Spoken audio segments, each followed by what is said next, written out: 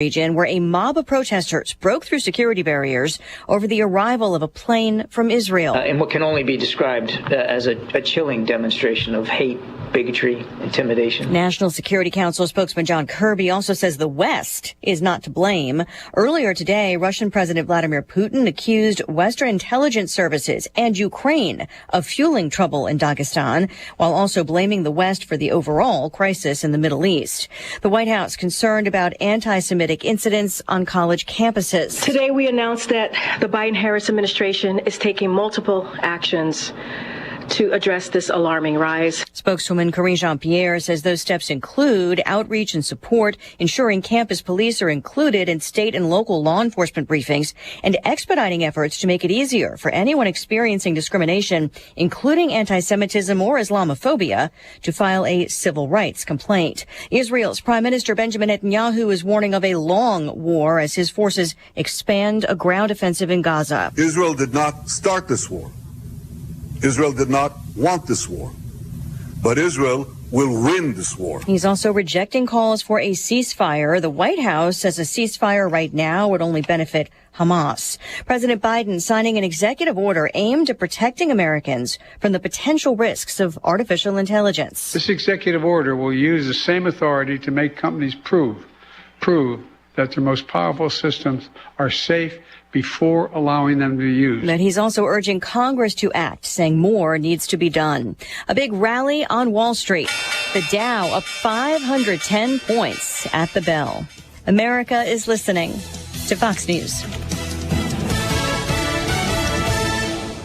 It's Cybersecurity Awareness Month. You may be aware that online crime is a huge threat, but did you know this problem could be a great career opportunity for you? Cybersecurity experts are in high demand and well paid. You can position yourself for this specialty in months, not years, at My Computer Career, even with no prior IT experience. Learn how you can train for this rewarding career at mycomputercareer.edu. That's mycomputercareer.edu. Financial aid is available to those who qualify, including the GI Bill. QVC is throwing the biggest holiday party of the year, and you're invited. Our non-stop holiday party is coming to you live for 49 straight hours of holiday shopping, tips and tricks to own the season, non-stop fun, and so much more. We'll be joined by our favorite celebs and guests, but it won't be a party without you.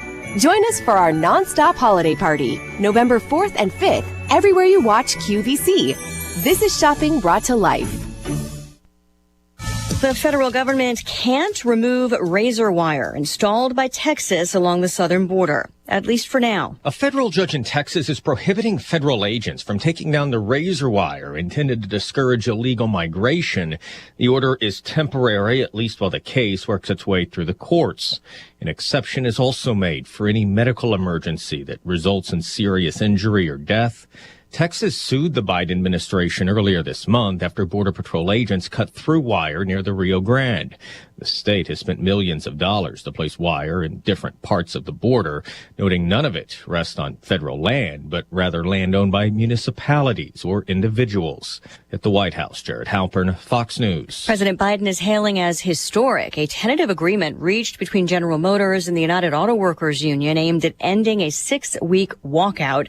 This follows tentative deals already reached between the UAW with Ford and Stellantis. The founder of failed cryptocurrency giant FTX back on the stand at his fraud trial for cross-examination. The prosecution has been brutal thus far. Remember when he was questioned by the defense, he was confident, sharing this vision as an entrepreneur. Now it's a 180. He can't seem to recall much, answering, quote, I can't remember. Fox Business's Kelly O'Grady. Now the prosecution is digging into those many media interviews, those social media messages that came out when this was all collapsing, even revisiting some unsavory moments where Sam Bankman-Fried said FTX customers were dumb and F the regulators. But it's also creating a number of dramatic gotcha moments for the jury. At one point, Bankman-Fried said he didn't recall ever using private jets just before prosecutors showed a photo of him napping on one. He's accused of stealing billions from customers and investors. The defense denies any criminal intent. Again, the Dow up 511, the S&P and the NASDAQ also rallying. Elisa Brady, Fox News.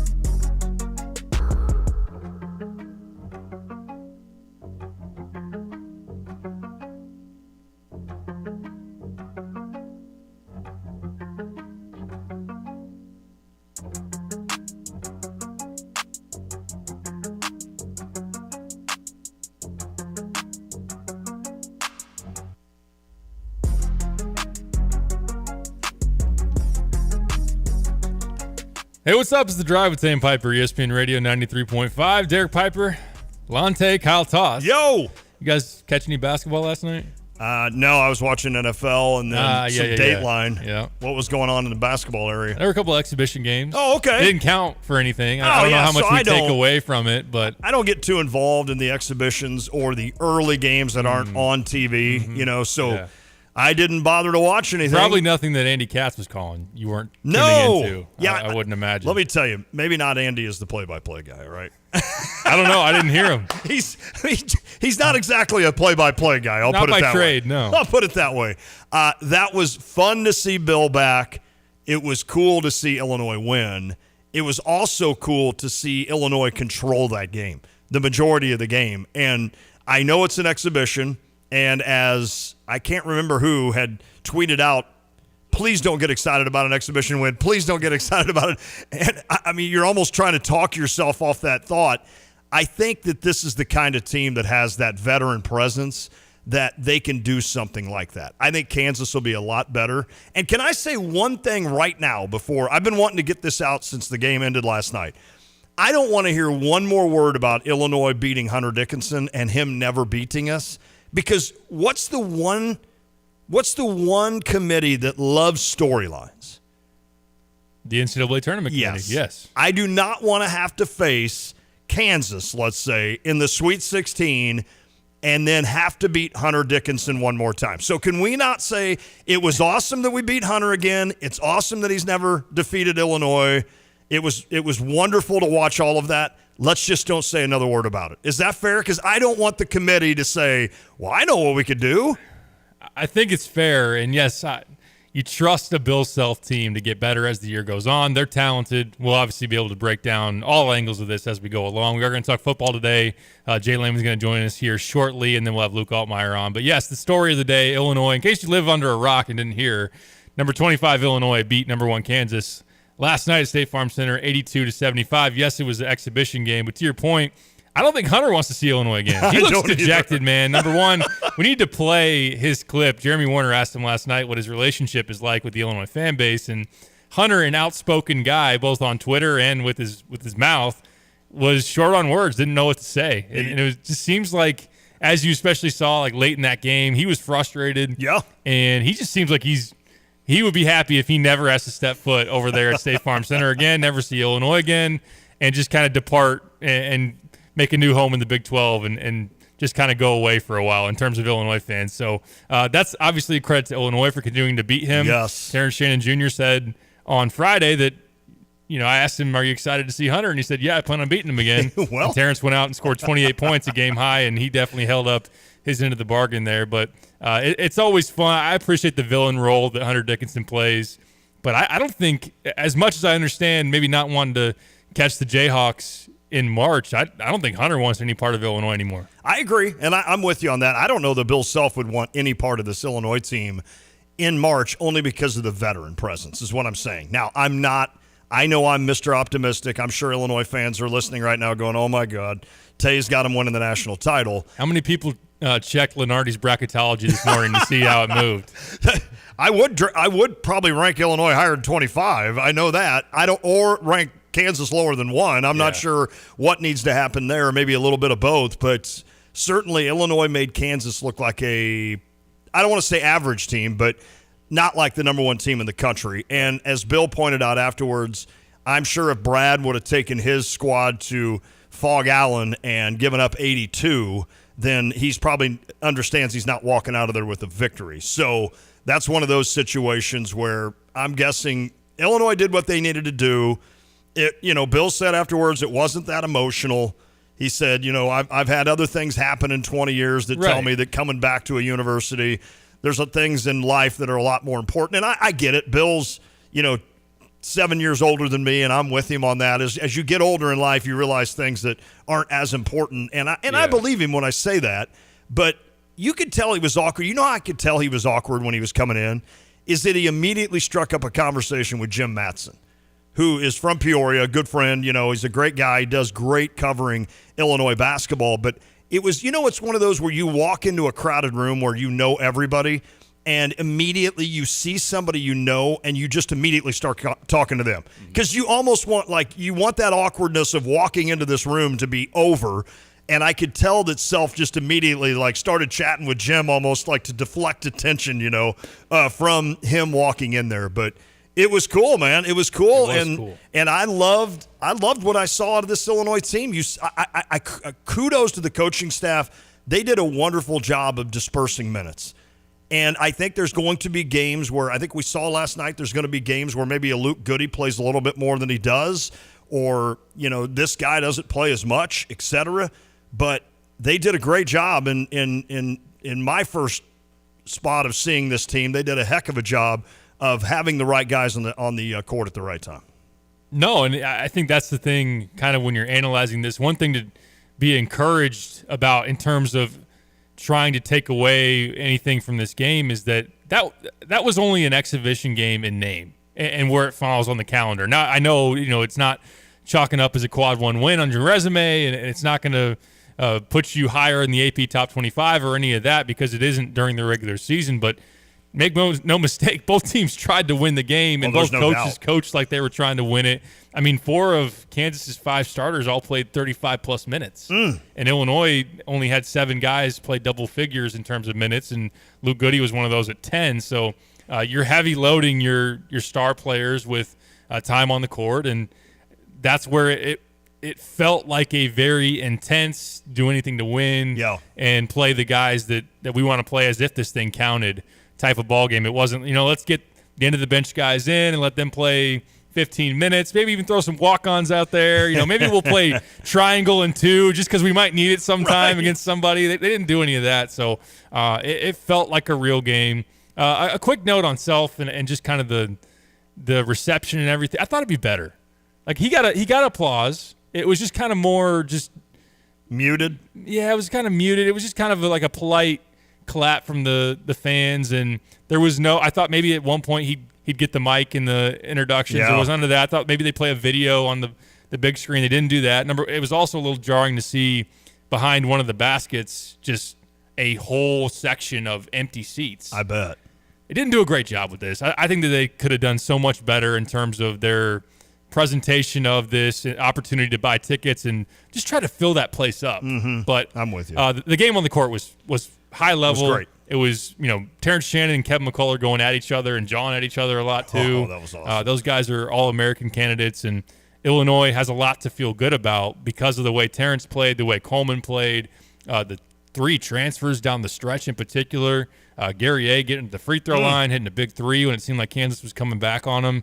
And Justin Harmon, I loved that cut down the lane. I did too. And a great pass from Coleman. Great pass from Coleman. It's one of those heady veteran plays that Illinois just didn't have a lot of last year, and we can talk more and more about it. But that lineup down the stretch, for the most part of the final 7 minutes of that game, you had a 24-year-old Quincy Guerrier, 23-year-olds in Terrence Shannon Jr. and Marcus Damas, 22-year-old in Justin Harmon, and a 21-year-old, the youngest guy on Illinois playing out there in Coleman Hawkins, who's a fourth-year senior, is your youngest guy out there. So you like having an old team.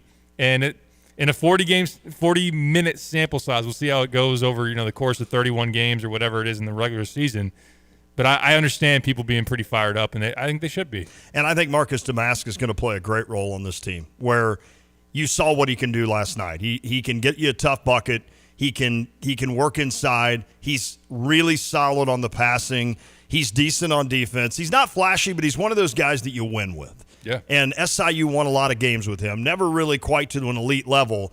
But now that he's surrounded with what he is, I think Marcus Damas will play a perfect role on this team when it comes to that. So excited about this. I'm excited to get Kyle's thoughts as well. I assume he was there with the Orange Crush. The Orange Crush looked like it killed it last night. So we're going to talk a lot about this as we go on today and also the rest of the week. We've got really the rest of the week to kind of focus on this thing and talk a lot more about it. But as we do, as you know, Pipes, on Mondays, of course, Jay Lamon always joins us to talk some football. Man, there were some really good top 25 games that were the favorite would win, but I'm talking barely escaping. And there were a couple of upsets, of course. But we'll certainly talk to him. Yeah, Northwestern's 4-4, by the way. Bowling? Wow. Oh, my goodness. That coach needs Coach of the Year in the Big Ten, whoever he is. But certainly we'll visit with Jay coming up here shortly. And then we have Luke Altmaier at 4:05. So we'll talk some football, obviously. I know for a lot of you want to hear more about Illinois, Kansas, and we'll certainly tackle that in the second half of the 4 o'clock hour and the rest of the week for sure. If you want to weigh in, you can. I know that a handful have already, and we'll get to those as we go along, especially as it relates to the Illinois and Kansas exhibition game.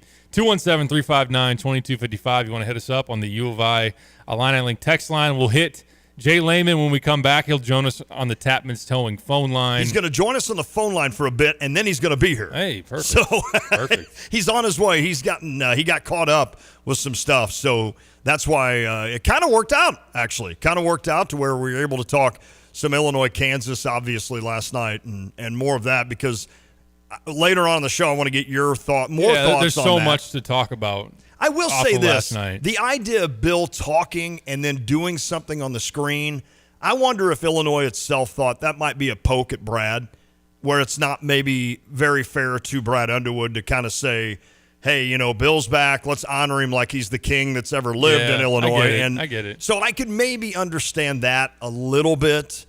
But and I also understand maybe you don't want to force it down Illinois fans' throats who a lot of people still probably have conflicted feelings about Self. Yeah, I if agree. not just outright don't like him. And when he came back, I think, to Gordyville last year, I think that probably played kind of a big part in Illinois fans of saying, he's back now with Brad. Yeah. And I think Brad really honestly made it a cool thing, too, because you can tell those two get along great. And, for sure. And have a lot of similarities. So, but it is good to hear the but still yet. It's great to hear that little Southern charm from Bill Self. He almost said Raj. He said Roger, and I was like, dang it! I wanted to hear him say Raj. But that was fun. That was fun to hear the post game from Bill. And I liked that he was poking fun at Lauren Tate a little bit in the post game. I saw that. Hey, I heard Lauren shot his age the other day, 102. That's pretty good. Poor Lauren. I know. Well, because Bill shows up in the media room afterwards. He's like looking around. He's like, all right, let me see all the familiar faces. And there probably weren't as many. That was probably the realization of like how long it had been. Of course, he was not coaching the NCAA tournament last year because he had a heart issue. So there are bigger things that have happened in his life. Amen. That obviously probably changes his perspective on everything. And it has been a long time, but was just cool to see him back in that building. And I hope to see it again for a game that counts. I was thinking probably Lauren, Jim Matson, and maybe Bob Osmussen, or maybe the three that would have been there when Bill was here. It's a good call. Because all the TV guys except for Matson are new, and newspaper guys are new, obviously. Yeah. Steve Kelly, he would have known Steve. I didn't know if Steve was there or not. But yeah, it's pretty amazing then, and to see like the guys, Nate Mast was there, old Natey Mast. Lucas Johnson, Serge, Sean Harrington. Yep. That was fun to see. Griffin, Serge, man, they were a big part of this program. So very cool to get all those guys together. And Joe Cross was there. I love Joe. So to get all that crew together, that really meant a lot to Bill when he was here. And that was fun. And, of course, you go back to your interview you did with Norm Roberts Friday was gold. That was absolute gold. And just as a reminder, if you have not heard that, you have to go back and podcast Friday's show at StevieJ.com. That's StevieIEJAY.com, and listen to Pipe's thoughts with Norm Roberts, because Norm, who has been a longtime coach with Bill Self, went into detail about everything that happened here at Illinois and the good stuff too. And it was just told some funny stories, excellent interview, great interview. Appreciate it. No, it was a lot of fun. Speaking of a lot of fun, anytime we have Jay Lehman on the show, we're going to do that next. Stick with us. This is The Drive. Hi, it's Stevie J. I want to invite you to Stevie J Travel's unveiling of the 2024 travel itinerary. Are you interested? You might as well come. It's free. 10:30 in the morning, Tuesday, November 7th at the beautiful iHotel. Keith from Premier will be there, and he'll kind of identify where you're going to go next year. We got the Albuquerque Balloon Festival. We got a trip to Alaska. We got great trains in the Grand Canyon. Some wonderful, unique trips that you'll be interested in taking a look at, and maybe even joining us on an excursion and an adventure next year. 2024 2024 is upon us. We need to start thinking about where you're going. Stevie J Travel, you can go to steviejtravel.com for more information, or just simply come on over to the iHotel and Conference Center on Tuesday, November 7th, 10:30 in the morning, and we'll be excited to share some of the trips we partner with Premier on and some other surprises. Again, it's Stevie J Travel, iHotel, November 7th, 10:30 in the morning. Stevie J Travel, where do you want to go? Fighting Illini football is back in Memorial Stadium for Dad's Day and Military Appreciation Day, Saturday, November 11th, as they take on the Indiana Hoosiers. Get tickets for as low as $20 as we celebrate dads for this proud Illinois tradition. All active military personnel are eligible to receive free tickets.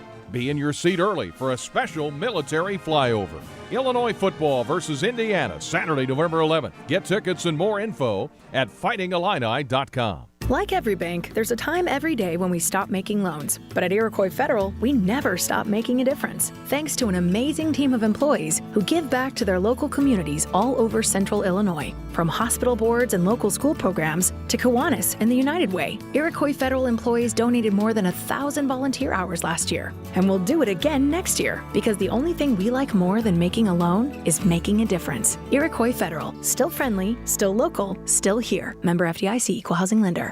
With the leaves and temperatures beginning to fall, it's time to make sure those furnaces are in great running order. Get that furnace tuned up so it doesn't let you down on the cold nights. Dogtown is the People's Choice #1 HVAC company again in 2023. Ask about the current 0% financing offer on all Lennox high comfort systems and single component units for qualifying applicants.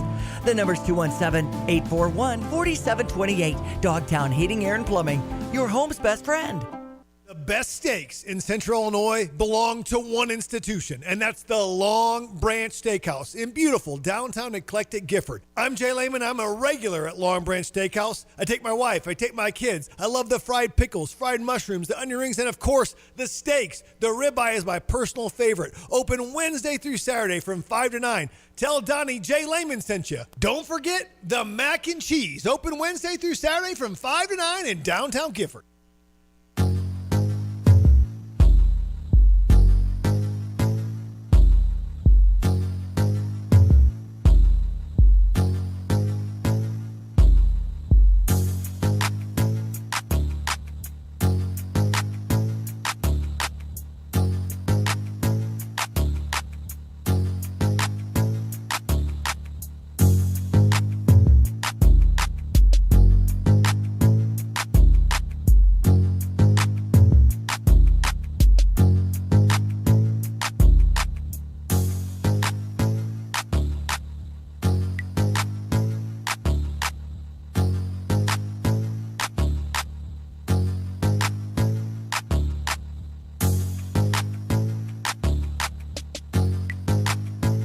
Back on the drive with Sam Piper, ESPN Radio 93.5. We got Jay Lehman on the phone, but before we get to him, I got to tell you a little bit about Busey.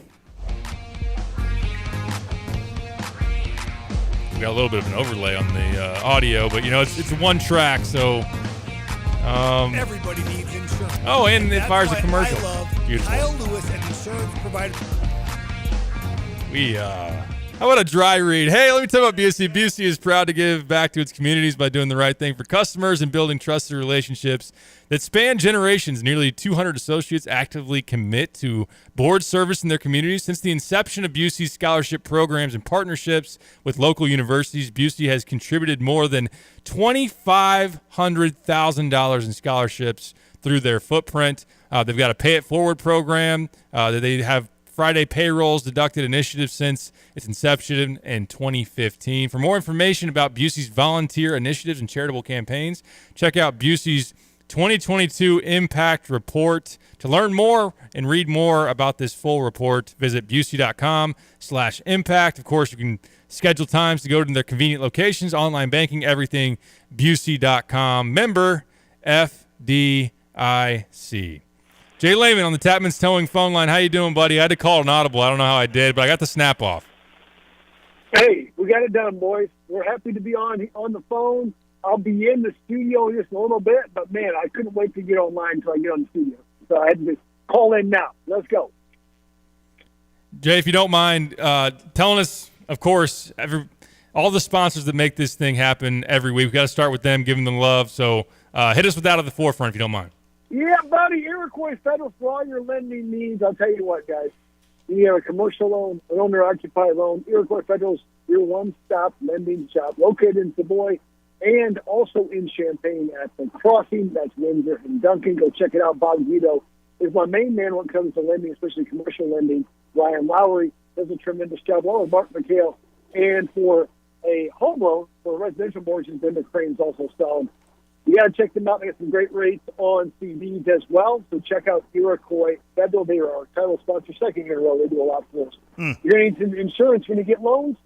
So make sure you get some insurance with Kyle at IPGINS.com. That's Kyle at IPGINS.com. Kyle at IPG Insurance, auto, home, life, habitational. He can do it all, does my own properties for me. He's my guy, Kyle Lewis. So reach out to Kyle. And, of course, Long Branch Steakhouse, guys. You got to go to Long Branch. It's open Wednesday through Saturday, 5 to 9. Beautiful downtown Eclectic Gifford. We know the steaks are great, but you got to try the fried pickles. It's been verified, not just by me, that the fried pickles are where it's at. So if you haven't tried the fried pickles, at least go for the fried pickles and stay a while. Let's go. Let's roll. You watched the game last night. Before we get to football, what'd you think of Illinois' performance against Kansas? Well, first and foremost, I think anytime you beat number one team, that's a great thing, whether it's an exhibition, whether it's a real game, or whether it's in the backyard. So I think it's great that they won. It was great to see, some new guys out there. Great to see Luke Goody out there and healthy. Sure. Terrence Shannon, I'm not sure if he's a tremendous guard. He might be a better tight end. Dude is just a force. Big, fast, strong. When he wants to drive, he can drive. So I'm driving to his right a lot. I mean, I read Pipe's report, I'm just making up this Pipe report, but, I can see Pipe's right. He's been working on his right hand, like, every day, dribbling, like, Pistol Pete style, the basketball to practice and stuff like that. You've got me figured out, Jay. Try to force him left, but, he's able to try to force him right rather than take away his left. So he looks solid. I was excited. Exciting product on the court. I got to ask you this, Jay. Obviously, as you mentioned, Kansas, number one in the country, coming in. It was an exhibition game. But you could tell with the return of Bill Self, with the idea of Hunter Dickinson coming back, a guy that has drawn the ire of Illinois fans and also the excitement of Illinois fans, honestly, and the fact that he can't beat us. But you also then welcome in a number one team. So I ask you as a former athlete, not that you're not an athlete now, Jay, but as a former, former is a good way to put it. And former All-American, would your thought going into that game, because it looked to me, and I think Pipes would agree, and everybody would agree that watched it, those guys didn't give one rat about that being an exhibition game. They wanted to win, and I'm talking both teams wanted to get out there and win that game. Is that how you would have approached a contest like that if you were, back in college, you got the number one team in the country coming in, even if it was just a scrimmage on a Friday night a week before the season started, I would assume you're out there to win a game. Oh, 100%. For me, I got no other speed, right? It's either 0 or full speed. And that's for practice. That's for scout team. So I'm playing some exhibition football game, which I don't even know if that even exists. I guess in preseason we see a lot of NFL guys kind of halfway it, or I guess the Pro Bowl, a disgrace to the game of football, basically the way it is now. But I have no other speed. For me, it's like exhibition or not. I'm trying to get better every play. Somebody's always watching, and somebody's always trying to take my job. You don't want to get Wally Pipp like guys. Wally Pipp took one game off.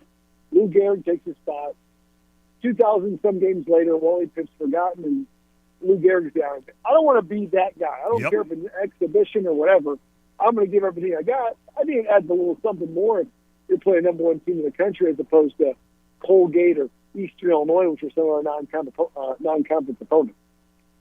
Jay, obviously Illinois football did not have an exhibition or any kind of game this past week with the bye week. Still a bowl game on the table if this team can pull off a couple of wins. I want to ask you about the rest of that schedule because obviously we're updating it week after week. Northwestern looks tougher now than maybe we would have thought a few weeks ago. But what do you think was an emphasis, beyond just getting healthy, for Illinois going into that bye week after a disappointing finish there, of course, against Wisconsin? I mean, I think 2-minute offense and 2-minute defense have got to be the emphasis. You look at we've won 2 games because of our 2-minute offense, Maryland and Toledo, but we've also lost quite a few games in the Brett Bielema era because of the last 2 minutes before the half and last 2 minutes of the game. And they got to get better at that. Now, the positive thing is, and Lon mentioned this, being bullish on the U of I last week on the show because of Luke Altmaier. I think we got the best quarterback in the West. I really do. I think he's better than Hudson Card. Hudson Card started fast. He's been atrocious. He was atrocious against Nebraska, throwing picks left and right, has more weapons than Altmaier has, still not playing as good as Altmaier. Definitely not Ethan Callaway-McManus, the guy we saw from Antioch, Illinois. Well, we're glad they got that recruit out of Illinois because he's not that good in my mind, right? He played a little bit last year when Tanner Morgan went down in the game. Heinrich Harburg? I mean, yeah, running the option, I guess, right? I mean, Deacon, whatever his name is. Deacon Hill at Iowa, yeah. Deacon Hill. The only good thing about him is he can run the Deke sneak, which is the Deke quarterback sneak. That's getting trademarked. I mean, at all 260 pounds of that. He's like Jared Lorenzen, but taller. This quarterback, I mean, there's no quarterback at Northwestern. They had Ben Bryant and they had Brendan Sullivan as some players. But, we got a QB, and we should be better in 2 minutes. So I think the emphasis on that. It's about getting better Jimmys and Joes and developing the Jimmys and Joes you got there right now. But also self-scout and say, where have we lost games at? We've lost games, in the last 2 minutes of halves and games.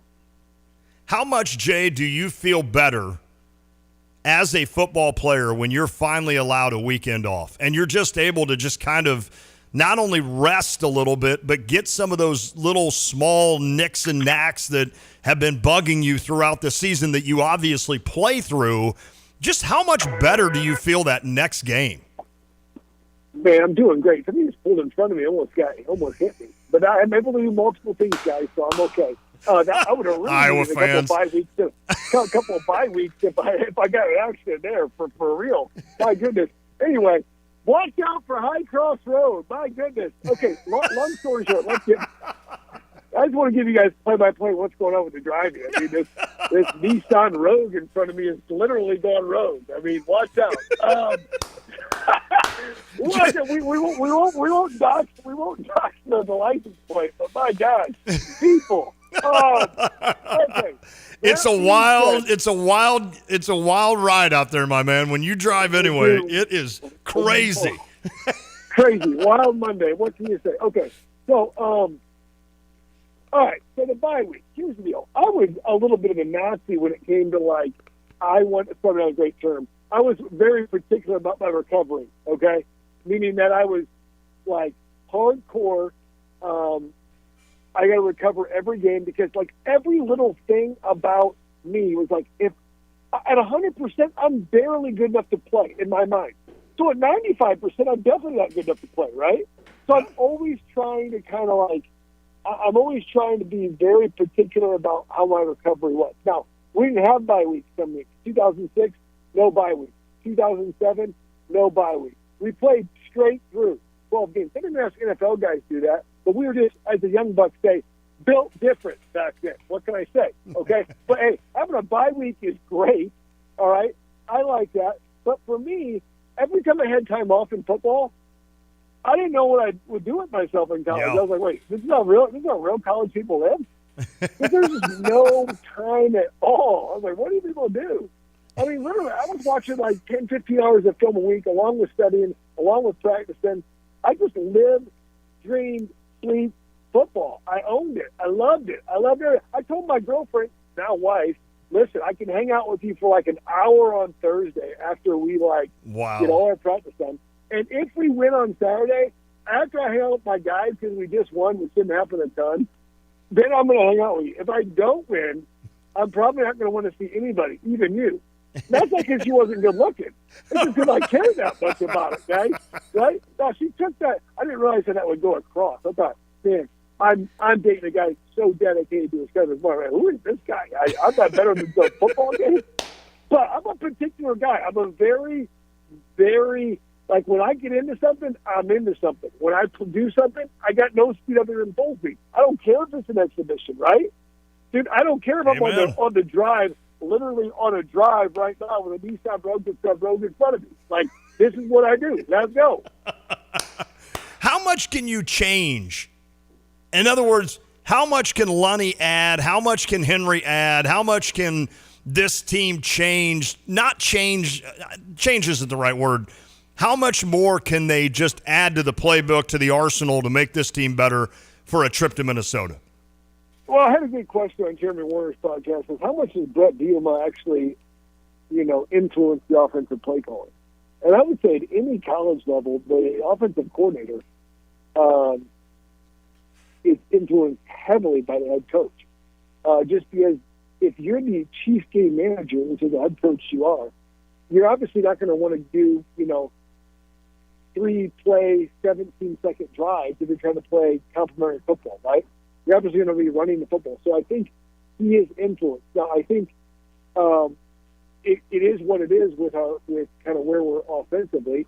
So there's a couple of things. You could change the full-out team. That's not really productive at this point because you've got so much time developing this team. But I do think there are nuances and things you can adjust, different matchups that we could probably do better on, and different personnels we can take a look at. Okay, when we're in 12 and 13 personnel, we're averaging 6 yards a play. When we're in 11 personnel, it goes down to 3. Maybe we should do more in 12 or 13. So there's adjustments. And your quarterback, remember, it's still in the single digits for career starts for Luke Altmaier. He's going to continue to get better. So the more experience he has, the more you can rely on him to, call plays on the field, do different things, throw more on his plate. Because he's, in general, a quarterback's the guy, if he doesn't get it, then nobody gets it. So it kind of expands with the quarterback's ability to expand as well. Yeah, makes sense. We're going to keep Jay Lehman safe. We're also going to let that person in the rogue maybe feel the wrath here for a few minutes before Jay gets here in studio. But this, of course, brought to you by Iroquois Federal. Kyle Lewis, Kyle at IPGINS.com, Long Branch Steakhouse. Jay, we'll talk to you here live in studio here coming up. Stick with us. If you want to weigh in, you can. 217-359-2255 on the U of I Atlanta Link text line. This is The Drive. Carpet Weavers is flooring their customers. They work with the biggest brands to bring you the best selections and prices on hardwood, luxury tile, carpet, and more. Stop in at 616 West Market View Drive in Champaign and let one of their sales associates help you find the perfect flooring for your lifestyle. Their 100% satisfaction guarantee allows you to be confident in your purchase. Carpet Weavers has been flooring people with beautiful carpet and flooring since 1988. In fact, they're nationally ranked as one of the top 25 specialty flooring stores in the country. Find out more online at carpetweaversflooring.com. Find the career you want and the work-life balance you need. Immediate openings are now available with RPC's Early Childhood Education Program in Champaign County. New competitive wages, Monday through Friday schedule, weekends, and 17 paid holidays, health insurance, pension, sick and vacation time, free training, and tuition. It's the perfect opportunity to ignite your career in the early childhood education field. Visit the Regional Planning Commission's Early Childhood Education Program now. ccrpc.org/jobs. So when was the last time you saw a best deal guarantee? You mean a promise that actually held up? Right. That some unknown online entity didn't want you to log in and download a code and then re-verify as you join some club. Drives you nuts, I know. And then once you purchase that set of steak knives... Well, Dick Van Dyke Appliance World is a lot simpler. You find a verified great deal and they beat it. Just show them the deal you saw. A newspaper clipping or the online cart price will do, and then you're good. At Dick Van Dyke Appliance World, it's one of those instances where you see a best deal guarantee and... you get the best deal. This is Dennis Rieken, chairman of Dick Van Dyke Appliance World. Our exclusive 10-year protection plan comes free with most appliance purchases. Whether it's a GE, Whirlpool, Frigidaire, Bosch, or any of our 30 brands, I guarantee we will beat any competitor's deal. Wow! Dick Van Dyke Appliance World. When you buy from us, you get the whole store. The hammering, the sawing, the drilling, all the sounds of the workplace are music to our ears. You can be a part of construction projects large and small as a Carpenters Local 243 member. Learn to excel with apprentice and journeyman training. Members enjoy all the benefits this internationally recognized union has to offer. It's a life-changing decision. Join the Local 243 family tradition. Contact Carpenters Local 243 at 217-356-5463. Jay Lehman here, former U of I All-American linebacker. Do you like steak? Do you like red meat? Well, if you do, you got to check out Long Branch Steakhouse. They had phenomenal steaks, sides, salads. I love the onion rings and the fried mushrooms as well as the fried pickles. You've got to check out Long Branch Steakhouse in beautiful downtown Gifford. That's right, make the trip to Gifford for some of the best steaks you'll have. Kids love it too. I brought my whole family. I'll see you at Long Branch Steakhouse in downtown Gifford. Switching is easy. We do it all the time. We switch on the lights, we switch TV channels. Some of us switch partners while square dancing. Well, that's a stretch. But what's not a stretch is how you can switch and save with State Farm. In fact, the Brian Hansen State Farm Agency right here in Champaign-Urbana can switch you over and you can start saving today. Our team is ready to welcome you to the State Farm neighborhood. With the Brian Hansen State Farm Agency, it's easy to switch and save. Just give our team a call at 217-344-1900 when you want the real deal. Like a good neighbor, State Farm is there. Get the roof your home deserves by Roof Doctors, your residential roofing specialist that has always offered the best warranties in the industry, like our non-prorated 50-year warranty. Our customers love that we are family-owned and locally operated. We make our customer needs our top priority. With over 30 years experience and the best customer service, give Roof Doctors a call today for your free estimate at 328-7529. In your community and for your community, Roof Doctors.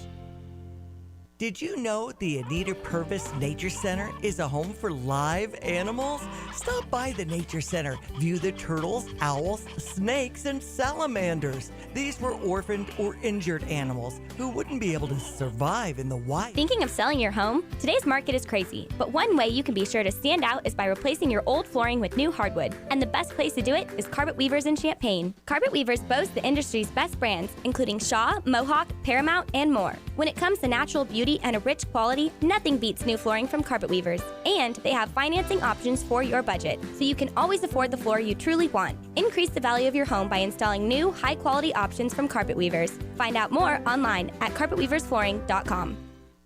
These days, you don't mind staying up a little late or waiting in line. These days, button-downs turn into T-shirts, and dinner consists of popcorn and a pretzel.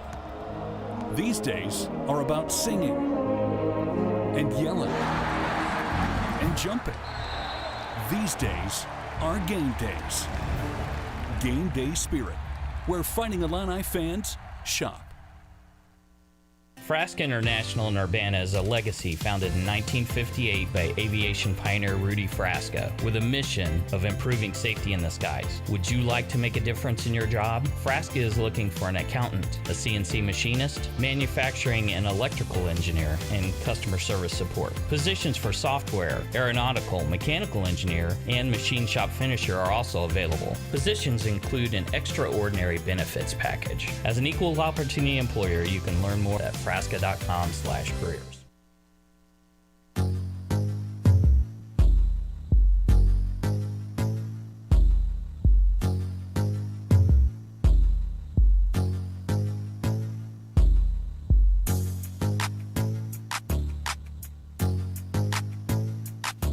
Uh-oh, the energy's back. Yeah, buddy. There it is. Guys, I survived the Nissan Rogue going rogue. I'm here. Clear as I don't day. see any blood on your flannel. No blood. Scott and Terre Haute was a little bad about the audio quality. We got you, boss. We back. Was the horn yours or theirs? No, I blew the horn. Yeah. It's like you're driving down and then somebody just like turns right in front of you. And, there's so many stories. But I'm just That's like, what they do. Come on, man. Preoccupied. We're looking at phones. We're on the phone. Distracted driving. Distracted driving.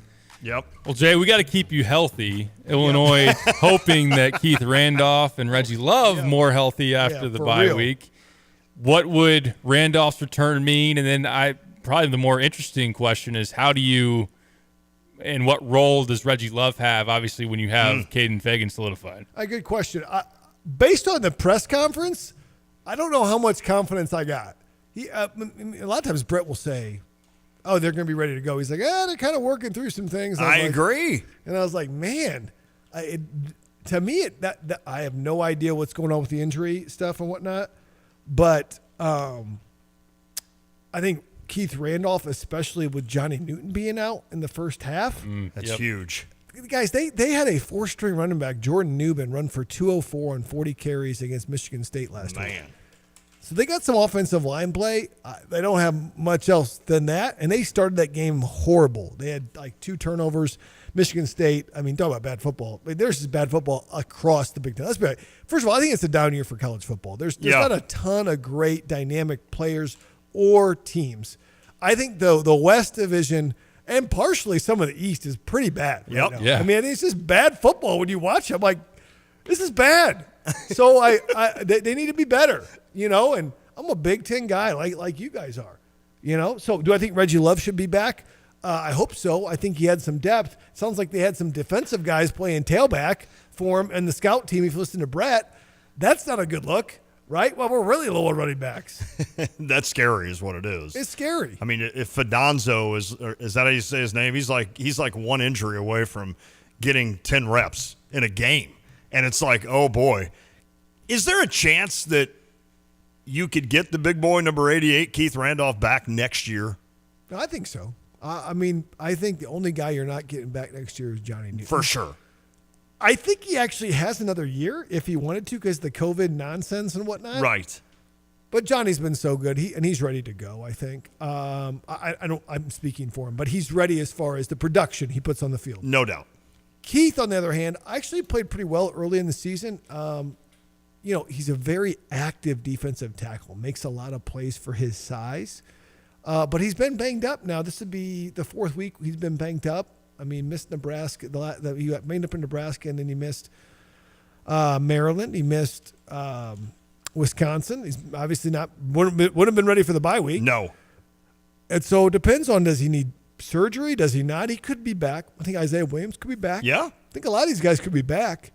At that position that Randolph plays, getting another year older, how much does that hurt him in the eyes of NFL players? I don't know. I feel like Ted Washington played till he's like 38. You know what? That's a good point. Ted Washington, what a name. Usually I always think it's funny when we think 22 is like, oh, you're like older than dirt. Other than the kicker and quarterback, the closer you are to the ball, the longer your play. Mm-hmm. Now, kicker and quarterback are a very unique skill set, so they can play a long time and much less based on overall athleticism than what I would say is technical skill. Yeah. Okay? Where you get into overall athleticism, you get away from the ball. Linebacker, I mean, how many corners do we know that get over 30? Not a ton. That's a good point. Darrell Green comes to mind. Darrell Green. I'm going back 25 years here. But not a lot of corner. Even Jalen Ramsey's kind of getting up there. Maybe. Rod Woodson, right? You just get slower too, and everybody else coming in is young and fast. But your peak strength is like at 35. Yeah. Not your agility. So you'll see linemen. Bruce Matthews played for like 14 Pro Bowl years. Like he was beast mode, right? So you'll see. So for a guy like him, I don't think it's a big deal. I do think a guy like Johnny Newton, he's really improved his stock, it seems like, from last year. Big time. And a lot of it depends on who else is coming out. Yeah. Like, what does it look like as far as, Georgia's going to have one D lineman come out, So it's like you got to go down the list and say, okay, I'm going to be at this spot, Oh, by the way, in other Big Ten news, Brian Ferentz not returning as offensive coordinator for Iowa in 2024. He's probably tired of it. He's just like, this isn't worth it. I'm out. I'm tired I think of he's just getting out in front of the stat because he's not going to reach the threshold. Nope. So he's just, and I would imagine he's tired of it as well, but I don't know. His quality of life will get better once he leaves Iowa City. Listen, it was better for all of us to have Brian Ferentz there. Listen, if the Hawkeyes had half 100 on their line, I'd be really ticked. But I don't put it past them. They could score 2 or 3, defensive TDs, a punt return that will get called back for an invalid fair catch, and then you just never know because you play them in November. They're always at their best. They're going to make a run just like everybody else for this Big Ten West title. The funny thing is, if we won that Wisconsin game, it would literally be like 6 teams in first place for the Big Ten West. That's unreal. The Gophers went into Kinnick and were able to beat Iowa. Defensively held them down. Now I think most defenses are holding down Iowa, but like you said, Iowa has been a pretty darn good team this year, defensively especially, special teams. as you look back on that game, what did Minnesota do so well, and what translates as they match up against Illinois? One, they were playing against Deacon Hill. The Deke Well, stink. the Deke stink didn't have a touch. Guys, I know that Deacon Hill was at Wisconsin. He transferred. He has not been effective as a quarterback. Sometimes we just got to call a spade a spade. He hasn't been good. Cade McNamara wasn't all that good this year either. Either they had a lot of fanfare coming in and the big NIL win. But so they're not good passing the football. They've had 2 games of running the football in a solid fashion, which was Wisconsin the game before. They went for 200 in Wisconsin. A lot of it was 84-yard run or something like that they had. So I just think when you Iowa coming in, just defensively, they're not a tough matchup, really. So people say, Minnesota, they had struggled defensively, and then they really got back on their game against Iowa. Well, a lot of defenses get back on their game against Iowa, right? So I think if Minnesota can play defense, and they have an offense that can kind of chew up clock, score a couple points, get turnovers, that's what they did against Iowa. They chewed up clock, they got turnovers, and their defense played solid. Got 4 field goals for 12 points? Yeah. And it was enough. I know we kind of do this every week in terms of updating the outlook on the path forward for Illinois, but Northwestern beating Maryland, what does that say about things in terms of the Terps, but more so maybe how tough Northwestern could be late in the year? Well, the Terps are melting in front of our face. They are. My gosh, that was a bad loss. Horrible loss. They have just not played well defensively. This is a team that probably had 7 or 8 games with 21 points or less defensively. They haven't played well. They've always been able to score. And whenever Mike Loxley's been there, they score. They got weapons all over the place. Caden Prather, Corey Dyches, Jayshon Jones been there for 7 years as well. But they just haven't played well defensively, and they're just making the boneheaded errors that you can't make. Now, Northwestern did play better from the quarterback position, got it out of Brendan Sullivan. And Northwestern, I feel like, oh my gosh, they could go to a bowl. If they go to a bowl and we don't go to a bowl this year, that's going to be salt in the wound. I'm going to be ticked about that. I want to answer Bill from Troy. Bill says, thanks for the message. COVID nonsense, really? Let me put it in context. No, I'm not saying COVID is nonsense. I was saying the COVID year and eligibility, which has just stretched on forever. We have 6th, 7th, and 8th year football players. But I appreciate the text message. Certainly not telling COVID is nonsense. It's just the eligibility and all the records that are going to be broken because guys have played 6 or 7 years that aren't really even legit. Okay. Isaiah Williams, that's a fair point. Isaiah Williams could set some of those records. He could. If he came back. I just think you're always going to have an asterisk next to it. Now, Illinois basketball definitely appreciating the fact that they were rolling out 4 fifth-year guys there late in the game last night, a couple of 5th-year transfers because they got COVID years to use. But if it's there, obviously you gotta take advantage. And so Bill, thanks for responding. He said, thanks for clarifying, Jay. You got it, Bill. We appreciate you listening to Troy. I don't know if that's Troy Triad. They beat my Muhammad Seymour Bowl. I'm going to say my Muhammad Seymour Boys, but Troy got the win against Muhammad, ups the 4 seed, got upset beat by the 13 seed. And here's the deal. You got to be able to run the football in bad weather. Yes, you do. Because you can't throw, it hurts. And Muhammad was throwing the football out. We saw just a lot of issues across the Big Ten. And I'm wondering how Oregon and Wisconsin, I'm all over the place, but Oregon and Washington, USC are going to deal with some of the weather That's stuff. a great point. Because I've never thought of that. They're very happy throwing the football all over the place. And here's the thing. I watched it was painful to watch Purdue and Nebraska to cover that game. I was covering the game and watching. There was like 4 fumbles in the first 5 minutes. Now, Nebraska fumbles 7 times, a game. Yeah. I mean, they're a walking fumble, but the conditions. So I think it's going to be interesting, right? I think that's fair. When the weather's not a factor, I wonder how some of those other teams will deal with those passing attacks, those athletes, and the quarterback play at those spots throwing USC. I know they can't defend anybody. It's just so far above anyone not named Ohio State, Michigan for the most part. Sure. Yeah, I would agree. They seem to be at a different tier than the rest of at least the Big Ten West and large portions of the Big Ten East. Now, that also said, you also made a point about how many 5th-year seniors does the basketball team have? They got 3 transfers who are all 5th-year seniors. Terrence Shannon's a 5th-year senior. Jeez. Wow. So Coleman guys, seems like he would be. Coleman's a true senior. Yeah. 4-year guy. He was the youngest guy on the court for Illinois in the last 5 minutes. Curbelo would be a senior this year, right? Yeah. So could Coleman come back because of the COVID? He could, yeah. So he could have another year. Yep. It's crazy. It is crazy. I mean, everyday guys, more like every year they can play guys. I mean, like it's like if you got a team that experienced, though, we've got to demand from Underwood that they make a run this year. I think that's the expectation, right? Without a doubt. It's like if you got that much experience, make a run. I'm with you, and I think fans are like that. I got to ask you this. I think I know where you'll go response wise, but are you paying attention to the stuff that's going on at Michigan with Jim Harbaugh and the stealing signs, and do you have an issue with it?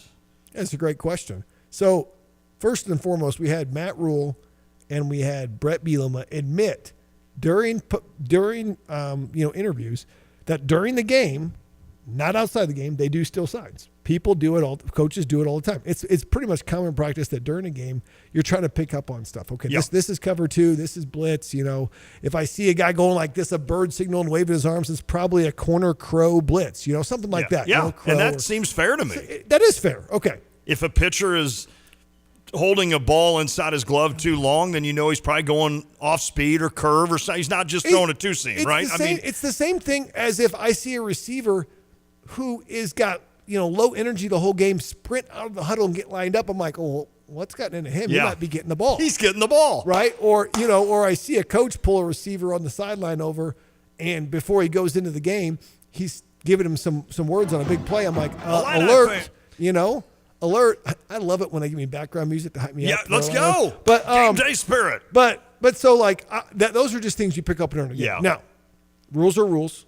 There's been rules we can't steal signs. I do think we should have in-helmet communication at the college level. That would be nice. I mean, I go to a high school football game, and now they have a tent set up with a TV, flat screen TV, on the sideline, and the defense watches the previous series that they were just on. Wow. Right?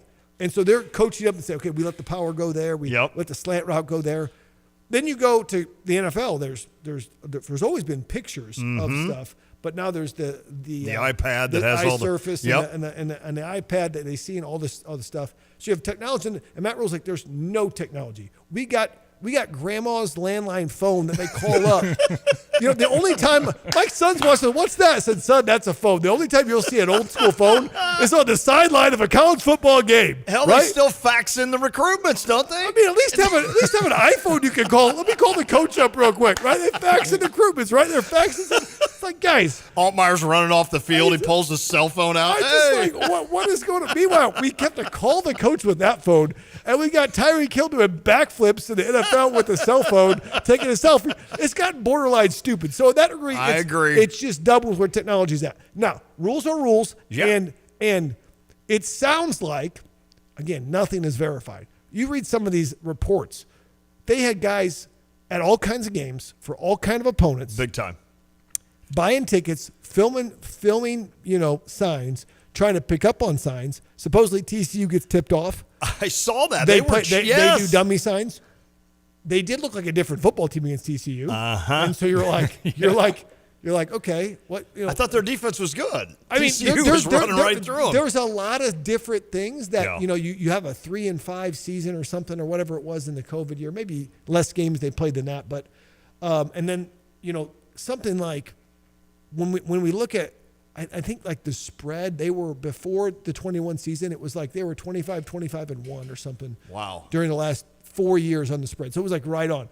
They have been killing the spreads for the last 2 or 3 years. Take that, Vegas. So that doesn't prove anything. I know. But it does say, and there's a coach that says, I was just at the UMass Penn State game, but I didn't want to stay long enough because it was too rainy. They had tickets to the Penn State Ohio State game supposedly. Again, this is all hearsay. There's no NCAA report out yet. Right. All hearsay. We don't know any of this stuff is true. This is just what I've seen in news articles. My take is this: if it's against the rules, it's against the rules. Yeah. Okay. So there needs to be a punishment. I have no idea when or what that punishment will be. Right. Right. I mean, do you punish him for in-season scouting, which doesn't sound nearly as bad as I agree. Some other things? I agree. Right? Because that's really the rule that they broke. And if Harbaugh leaves, then you're punishing Michigan. You're punishing some guys that maybe you're not hurting him, in other words. I mean, might be forcing him to the Bears. That'd be okay. Well, that would be. Yeah, that is kind of a punishment in always, itself. it was always weird to That's a me. good I point. thought Harbaugh was going to go to the Vikings. That's not what I was saying. Well, we can talk about the Bears. We're in our own little fight here as you talk, Jay. My thing is this: is we talk about Harbaugh. I thought he was going to the Vikings 2 years ago or a year ago. Then came back and said, "I'm done with the NFL," and has been on a rampage. I mean, He really has. I mean, he's been crushing people, right? I think he's going to roll with Michigan until Ohio State finally beats him again, and then he's like, "I'm out. I'm out. See ya. I'm out." Now here's the thing. Now there's rumors to Urban Meyer to Michigan State, number one, which would be just crazy because it'd be Urban tasty. versus Harbaugh again. Tasty. Or what about this? Would Urban ever take the Michigan job? Oh my God. I don't know if that would. If he can hardly say Michigan on TV. If you watch can't imagine he would take that job. Here's the deal. That would be crazy. If there's a guy to get a college football team to a national championship in 2 or 3 years, there's probably not a better guy than Urban to get it done, other than Saban. He did it at Florida 2 years. Yep. He did it in his 3rd year at Ohio State. Won at a big level at Utah. Dude, it was undefeated. Won a Fiesta Bowl at Utah. Went to Bowling Green, was like 10-win season. He did. At Bowling Green. That's pretty impressive. Jay, hit us with the sponsors. I know we're pushing it over the 4 o'clock. We're going to have Luke Altmaier on the Tapman's Towing phone line here in about 5 minutes. go. But let's do sponsors, then I want to get to a couple of these quick texts. Yeah, I'll get you to Iroquois Federal. Bob Guido is the man when it comes to loans. You got to reach out to Bob Guido. Locations in Savoy and Champaign. Also, Mark McHale, Ryan Lowry, Brenda Crane. They are our title sponsor. Let us use Iroquois Federal for all your lending needs. Kyle Lewis at IPG Insurance, Kyle at IPGINS.com. Actually, I say that so much that Pipes was able to rattle that off by memory, had no notes in front of him. Kyle at IPGINS.com. And of course, Long Branch Steakhouse, guys. Yes. If there's one thing you're going to try other than steak, what are you going to try? The fried pickles. Of course. You got to try the fried pickles. Let me know the text line. Next week, if you go to Long Branch, text me you tried the fried pickles. I don't even like pickles, and I'm going to try them the next time I go. Hey, you're carving pumpkins today, right? I am carving pumpkins That's tonight. awesome. Yeah. The night before Halloween, I carved the pumpkins with the kids. I'm not very artistic. My wife and kids, my 2 daughters, really artistic. I try to dry the seeds. Yeah. I try to dry them, salt them up. Pumpkin seeds are good. Dry them up, you know. I've got some in my truck right now, some pumpkin seeds. I don't cook much, but I try. But when I do. It's pumpkin seeds. Jay, real quick, rapid fire. Will texts in. He's having FOMO with Leipold in Kansas. They're making some things roll even without Jalen Daniels. What say you? He's a darn good football coach. He might be the next Michigan football coach, too. He's got Midwest ties. Wow. If that happens. And we wondered if we'd won him.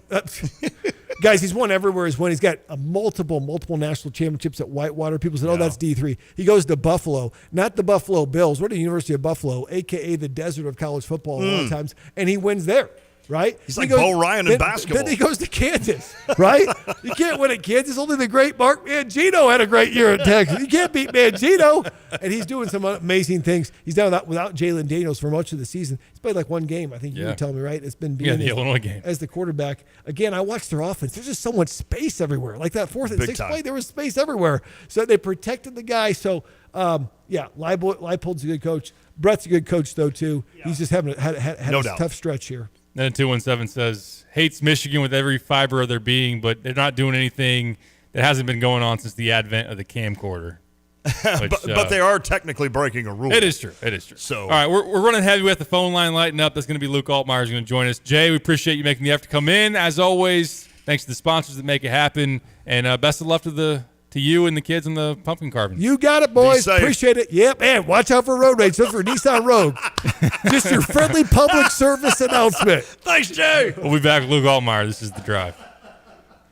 Always told him to be careful, and that was the last time I got to see him. Because someone didn't slow down and move over.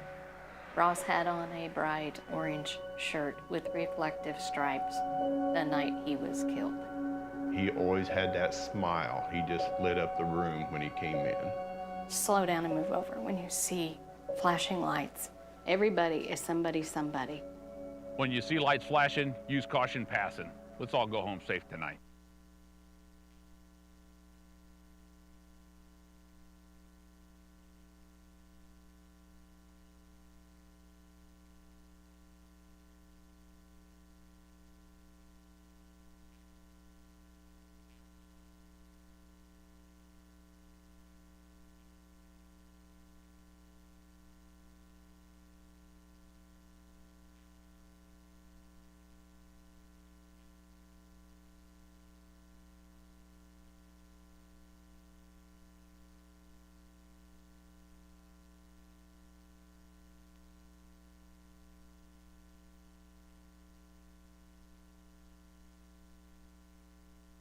Like every bank, there's a time every day when we stop making loans. But at Iroquois Federal, we never stop making a difference. Thanks to an amazing team of employees who give back to their local communities all over central Illinois. From hospital boards and local school programs to Kiwanis and the United Way, Iroquois Federal employees donated more than 1,000 volunteer hours last year. And we'll do it again next year, because the only thing we like more than making a loan is making a difference. Iroquois Federal, still friendly, still local, still here. Member FDIC, Equal Housing Lender. Every year on November 11th, the United States of America proudly celebrates Veterans Day. And at Muhammad Christian Church, we are very grateful for the men and the women who protect and preserve our freedom, and we recognize all veterans and salute our armed forces every day of the year. And this year, allow us to make those days special as we present the Muhammad Christian Church 18th Annual Living Flag. And you are cordially invited to join us as we are celebrating life, liberty, and the freedom of worship with our award-winning Living Flag celebration. This year, we are presenting our Living Flag on Friday, November 3rd at 7 p.m., Saturday, November 4th at 2 o'clock and 7 o'clock, and our finale, Sunday, November 5th at 5 p.m. And in our lobby after each performance, as you greet and thank our veterans and our active military, we will be serving dessert and refreshments. Muhammad Christian Church, 908 North Lake of the Woods Road, across from the Lake of the Woods Golf Course. And for more information, please visit muhammadchristian.org. Hey, John, remember when Dick Van Dyke had their one-day-only New Year's Day sale? And people looked forward to it all year long. Well, between ice storms, that must-see College Bowl game, and travel plans. And a terrible headache from the night before. Yeah, well, that 6-day sale does end today. Not much time left, but plenty of value. Including the big brands like GE, Frigidaire, Electrolux, Speed Queen, and Bosch. Price like you'll never see again for another 12 months. Washers and dryers starting at $469.99. Ranges starting at $579.99. Most of the appliances they offer are backed by their free 10-year protection plan. So drive carefully, set the DVR, bring the family. And knock back a pot of coffee if you need to. Because that 6-day sale does end today at Dick Van Dyke. This is Dennis Regan, chairman of Dick Van Dyke Appliance World. Today is the final day of savings on everything. Your best New Year's sale deal is waiting for you today. Wow! Dick Van Dyke Appliance World. When you buy from us, you get the whole store.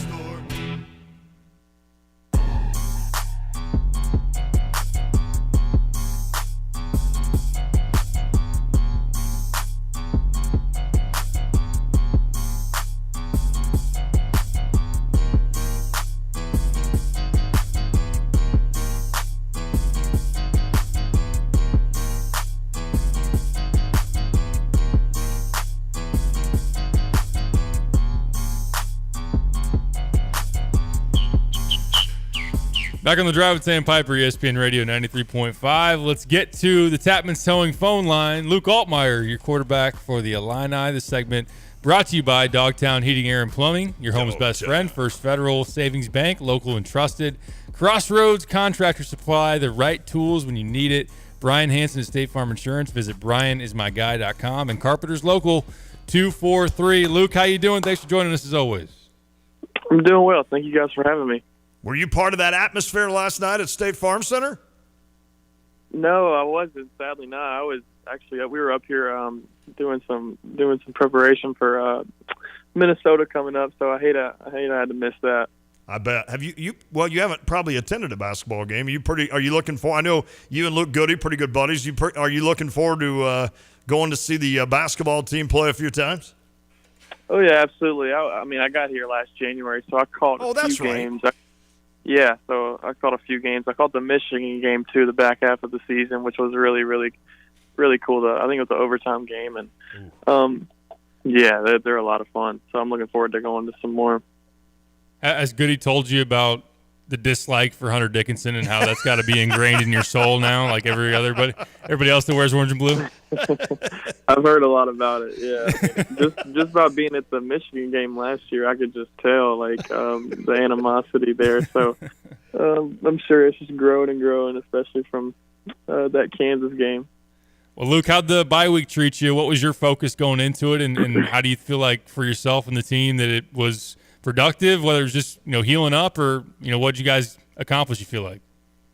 Yeah, I think it was super productive in a lot of ways. I think everybody on the team, had their own goals, within the bye week and their personal lives, and obviously within the team. I think we all got better and different in some capacities on the field, off the field, and I think a lot of the point of emphasis, I think, in a lot of ways was just rest for our bodies. Going 8 straight weeks, and in the Big Ten can be taxing, and I think the rest was good, but also we got a lot of good work on the field too, and we're very confident in these back 4 games of our season to win every single one of them. We really are.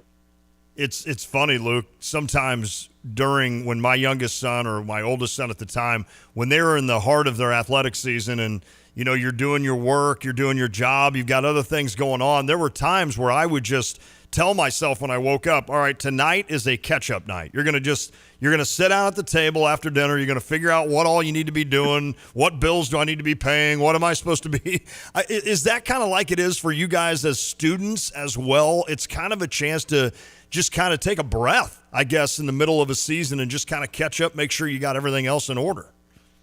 Yeah, I think that's a good analogy. Honestly, you kind of have a week to, kind of put your focus towards, some different areas of your lives, and being a student, obviously, focusing on school and making sure everything's squared away with that, and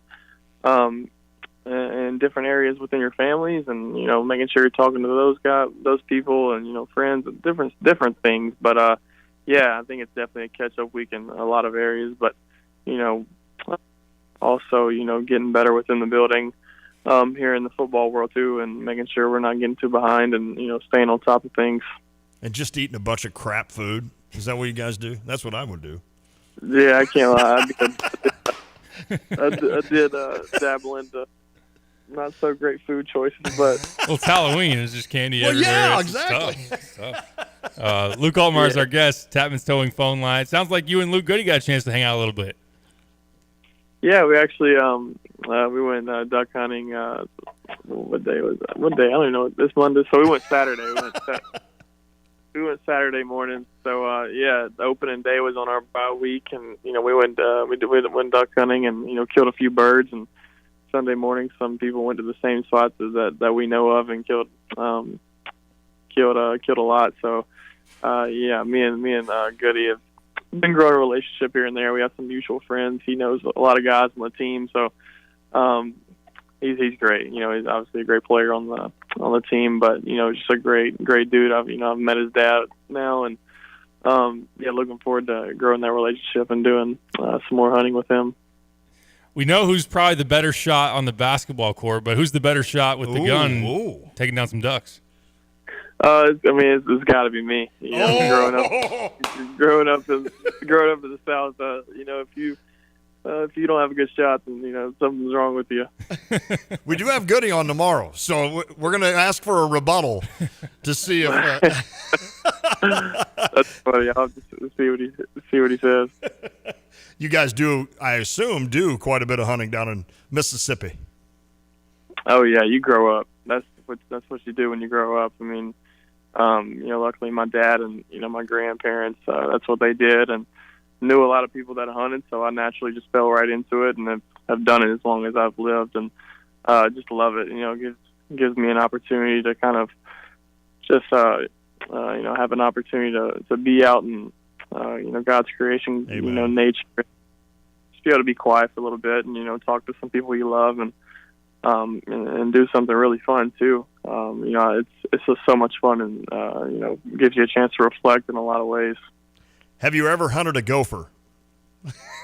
Never. I don't know if I've ever seen a gopher. Okay, well, you're going to see one, I guess, this Saturday. So an oversized one. So don't be hunting him. You might be getting in trouble there. What are we thinking for Minnesota? I know this is a team that, when I think of Minnesota, I think of big boys up front that like to run the football, but obviously you're on the offensive side looking at that defense. What are we thinking about Minnesota? What are we expecting with that?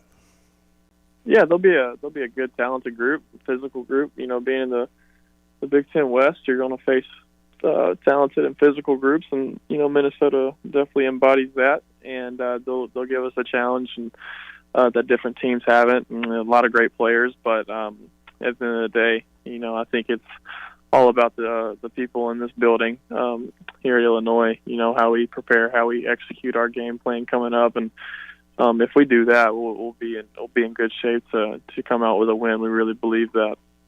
Luke, it's that 6 is always the magical number, right? If you get to 6, you're going bowling, and obviously anything more than that is just a better bowl. And I've always wondered, for you guys as a team, do you think about 6?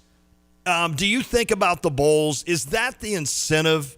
In other words, you got 4 games left. You've got 3 wins. So if you just take care of 3 of these 4, you guys are going to be at least going somewhere for an extra game. Is that more of like fans worrying about stuff like that? Or do you guys kind of set your sights on that? And so you still essentially have a lot to play for, knowing that you could still get to 6 or 7 wins.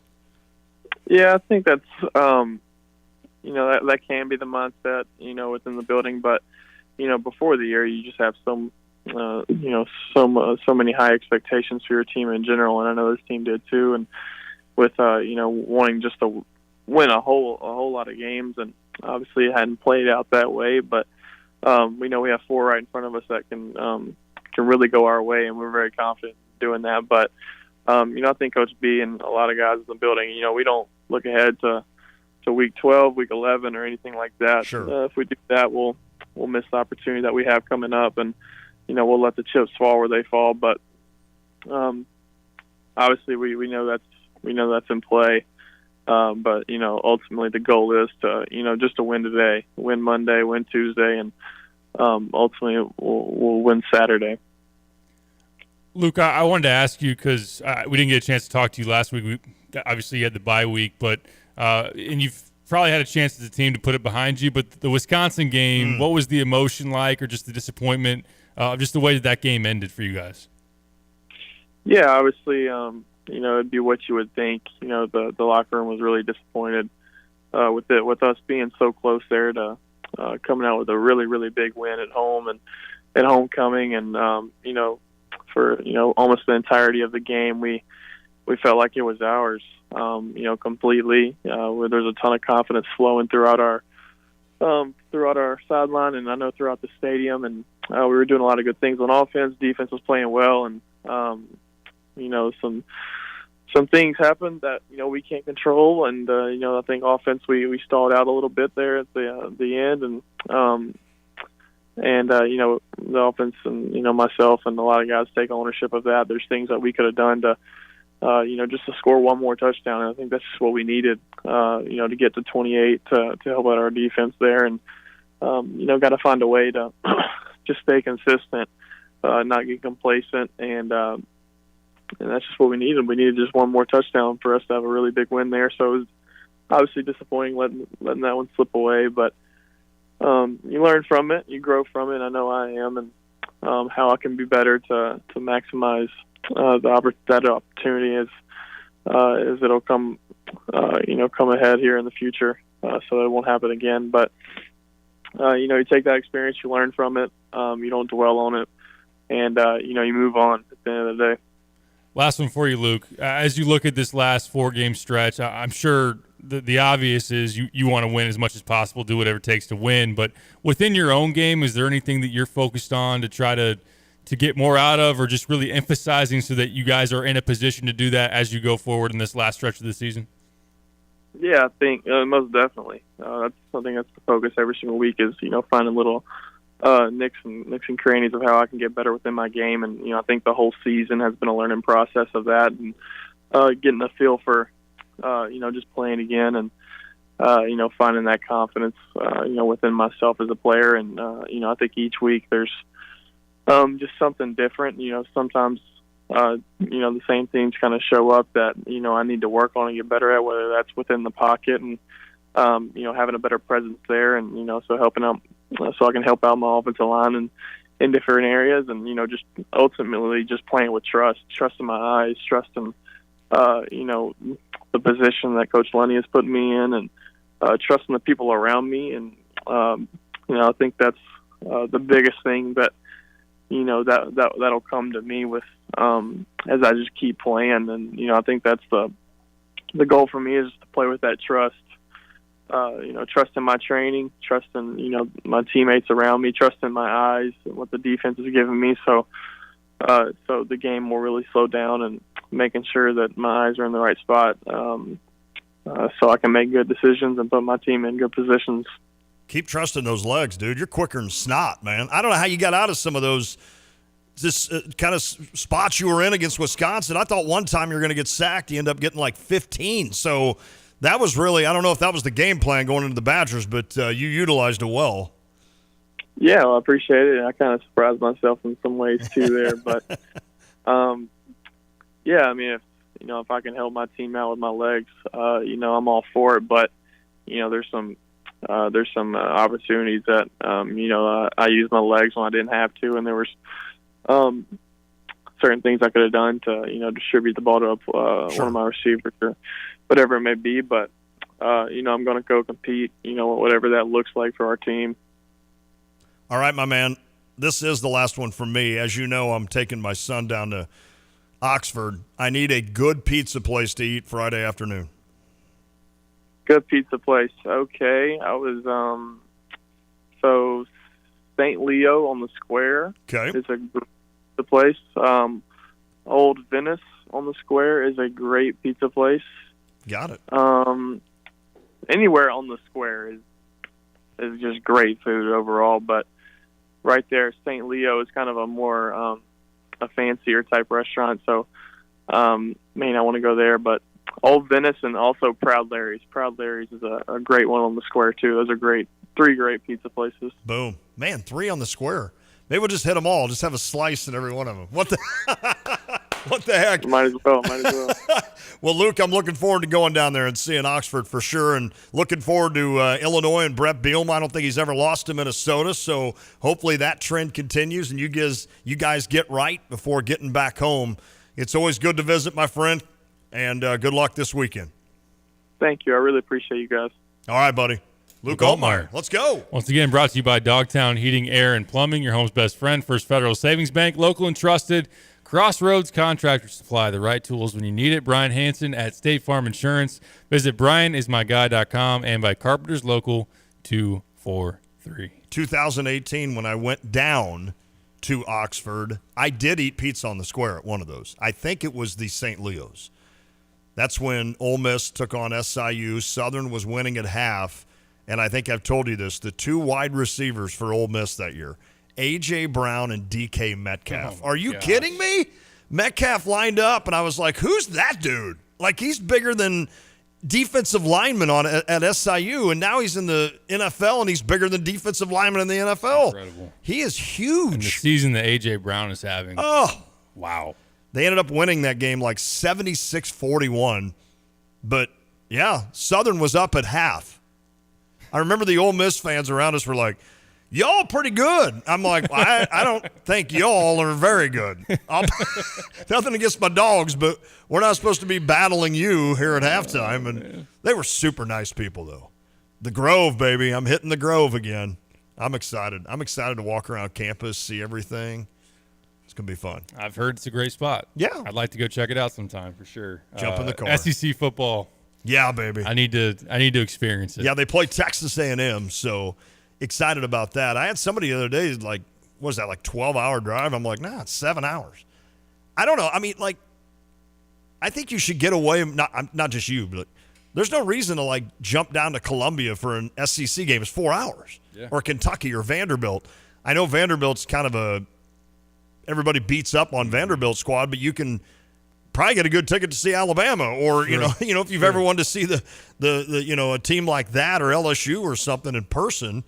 I mean, it's harder. The tickets are very expensive at Tennessee and Georgia, obviously, and Alabama and Auburn and such. But LSU, but that's not that far of a drive to go kind of just experience another way of how fans tailgate and how fans take in and the chants that they do. And I think it's cool. And I know Andrew's really got his eyes set on Ole Miss as a college that he'd probably like to attend. And I told him I'll be there every week for tailgates. Not every week because they're on the road sometimes. Let's get him a 24/7 sports profile so I can put the crystal ball in. Let's go. Crystal ball to Ole Miss. baseball teams, Ole Miss baseball having their biggest recruiting weekend of the year. Yeah, and that's why he's going down, right? Yeah, the coach Special said, invite. Coach goes, we got 17 recruits in town. I'm like, well, now you got 18, big boy. No, I didn't say that. I didn't say that at all. Oh, man. Good stuff. All right, if you want to weigh in, you can, 217-359-2255 on the U of I Land Link text line. We'll circle back for those that had comments on the Illinois-Kansas exhibition game. More thoughts on that if you want to get Kyle's take. If you do or you don't, make sure you stick with us on that. But we'll talk some more hoops. We'll play a little bit of Brad Underwood before we get out of here. But let's transition back to the hardwood, which we'll do next. It is The Drive. At Carpet Weavers Flooring and Furniture Gallery, we're flooring people with amazing service, great design advice, and unbeatable selection and the best prices in town. It's the perfect time to update your home with waterproof flooring, carpet, hardwood, tile, and more. Then complete your rooms by shopping our incredible selection of furniture and accessories. We also offer great financing options. Carpet Weavers Flooring and Furniture Gallery, we're flooring people.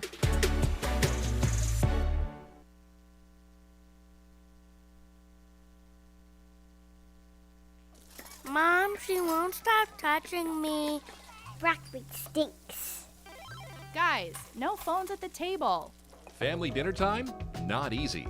But you know what is easy? OSF On-Call Urgent Care. When you need convenient, affordable care for minor illnesses and injuries, you need OSF On-Call Urgent Care. Be seen in person or connect 24/7 online when and where you need it. Learn more at osfoncall.org/urgentcare.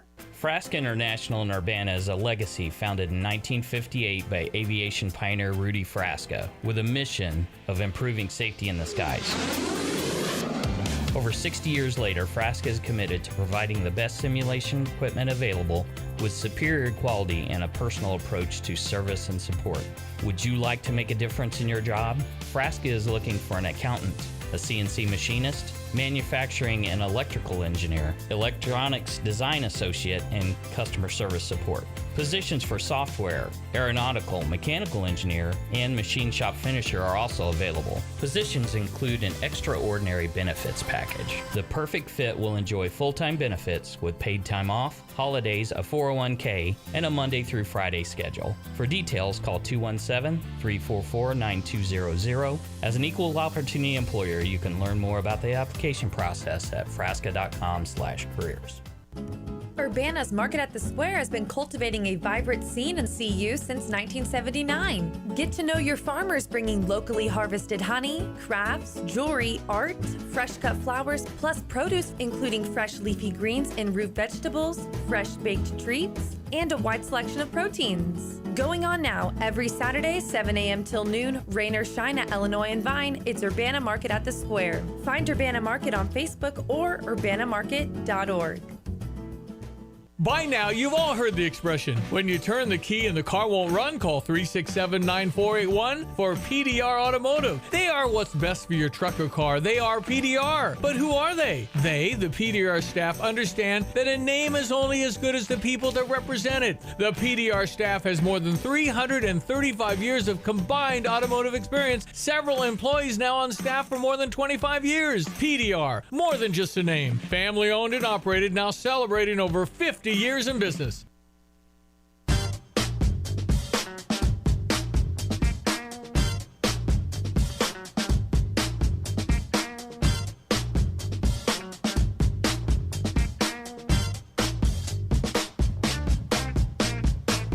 Back on the drive with Sam Piper, ESPN Radio 93.5. Let's transition to hoops. Like we said before the break, Illinois 82, number one Kansas 75. That sounds pretty good to a lot of people around here.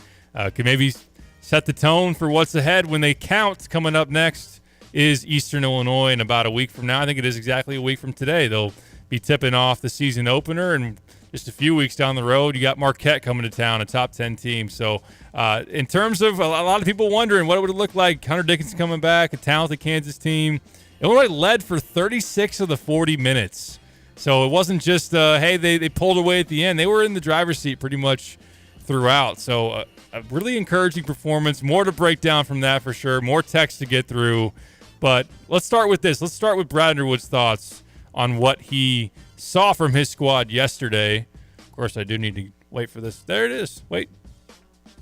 Because I can't play double audio, so I got to stall. This is live radio and working through a new system. I don't know. Maybe Kyle's sound drop's like 3 hours long, and I'll never be able to get to it.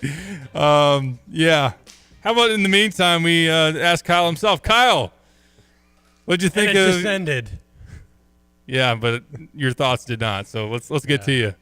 Well, I mean, I thought the student section at least and the student turnout was really good last night. I did agree with you that there was, it was a missed opportunity to really pack that place, and it bothers me a little bit. I don't want to hammer that home and overshadow the game, but it was a little jarring that they had maybe what? I didn't see a listed attendance. Maybe I think 10, it was 12,000. 12,000. That's what they say. Yeah, because there they wasn't 12,000 called that people. one football game like 54,000, and there was nowhere near that many. Yeah. So They should have done better. Take that with a grain of salt. But as for the game, I mean, I'm super encouraged by it. I think I'm trying to balance it a little bit based on it being an exhibition and everything. But I think you made the point perfectly. Like, it did not feel like an exhibition at all. Those two teams were playing really hard. Shannon and McCullough were going at it all game long. I mean, those guys cared a lot. The starters were on the court all the time. So it's a real win against the number one team in the country, and to beat number one as your kind of your start of your season here unofficially is pretty encouraging, and it gives me maybe a little more confidence than I had a week ago at this time that, hey, maybe this team could be a little better than I thought. No, yeah, I think in terms of ceiling, it might have shown a higher ceiling than some might have anticipated. I think in general, we assume this would have a higher floor than last year because of the veterans not relying on as many freshmen. Maybe the roller coaster ride isn't as turbulent up and down as last year was. But I think as you look at Illinois competing with Kansas and then comparing to, okay, you face Purdue, who's ranked in obviously a similar range in the top 5, Michigan State, Illinois shouldn't be, when they're at their best, and usually when you're number one, you get somebody's best shot. I think that Illinois obviously could clean some things up based on what they played yesterday. But when you score 82 and win a ball game like that, you play like that against Purdue or Michigan State, I don't see why you can't beat them as well. So maybe we take this team a little bit more seriously in the Big Ten title chase in terms of aspirations for March and what that can look like. But we'll talk more about that as we go along. Let's get to Brad Underwood, who weighed in on what his team showed last night. Here's your Illini head coach. Brad, those transfers down the stretch, Justin making a cut to the basket, Quincy going on his run. I mean, from your vantage point, what do they bring to you, especially maybe in crunch time moments? Been there, done that. I mean, and that's very, very cliche, but it's you're talking about a guy who reads the defense, and Justin makes a great cut. You're talking about a guy that everybody knows he can make a three, and he rip drives it on the play that Coleman talks about, and there's no indecisiveness with veterans and with older players, and when they've been in that moment, they're not afraid to go make a play, and it's comforting for me, that's for sure. And I was curious today to see how they play, and see veterans step up and make free throws as Quincy did, and putting Marcus on the ball and telling him to handle it, and because you can't foul him because he's a 90% free throw shooter, and so there's a lot of positives that come with that. That's not to say that'll always be the case. We got some young guys that are really talented, and but it was the 5 today that happened to work. I guess with that group, I mean, knowing you have a bunch of 22 to 24-year-olds, I mean, was it your intent for them to be the closers early in the season, or is that something that's developed? I didn't have a plan. You go with it early because you just you think they've been through it, but it happened today, and so Luke's been exceptional. Today Quincy got going, and so it was Quincy's turn. Next game it may be somebody else's. Terrence had his moment, and I thought that everybody who played did some positive things. It just happened to be those 5 guys today. Brad, what do you make of the competitiveness of this game, and does that show some maturity that your guys are competing, even though it's an exhibition? Yeah, it's been a big focus. It's one of the standards that we've tried to set as being that, our cliche, everyday guy, every day. We probably have had half of a bad practice. Our guys are working. Our guys are it means something to them. And it's, their attention to detail is very high, but they are very, very competitive. There's not anybody in our program who's lost. And, you play to win. And yeah, we needed to grow, and I played everybody in the first half, and it was a little different the second, but it was every time we play, man, we're trying to hook it up. We're competitive in practice. We've worked a lot of one-on-one. We've played a lot of pickup this summer and fall just to amp the competitive side up. What did you learn in a setting like this that maybe you wouldn't have in a closed setting? Yeah, I mean, how you act with the game on the line and people in the stands, and the pressure of that. And I don't want to say, it's obviously there's no wins or losses in terms of going in a column, but it's different. When you're playing in front of a boatload of fans and instead of an empty gym, and some guys can step up and make shots and some can't.